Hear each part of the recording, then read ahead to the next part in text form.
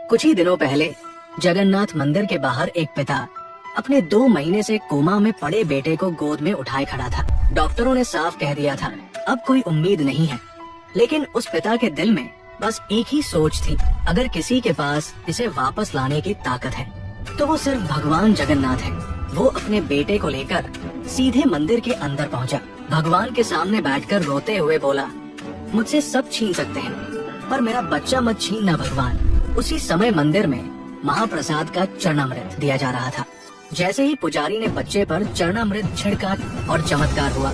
कुछ सेकंड तक खामोशी रही, फिर अचानक लड़के की उंगलियां हिली, उसकी गर्दन हल्की सी उठी और 2 महीने से बेहोश पड़ा बच्चा धीरे धीरे आंखें खोलने लगा। लोग दंग रह गए।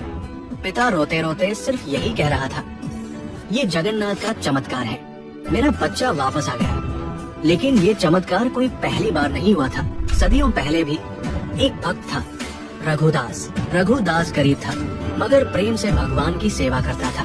वो रोज माला बनाकर प्रभु को चढ़ाता, भले ही मंदिर के पुजारी उसकी माला स्वीकार न करते हो। एक दिन वो बुरी तरह बीमार पड़ा, कई दिन तक बिस्तर पर पड़ा रहा, कोई सेवा करने वाला नहीं। लेकिन उस रात एक अजनबी बालक उसके घर आया। उसने बिना कुछ कहे रघुदास की सेवा शुरू कर दी। वो खाना बनाता, दवा देता, पानी पिलाता और जब भी रघुदास पूछता तू कौन है बेटा, बालक मुस्कुराता और कहता, मैं वही हूँ जिसकी माला तुम रोज बनाते हो।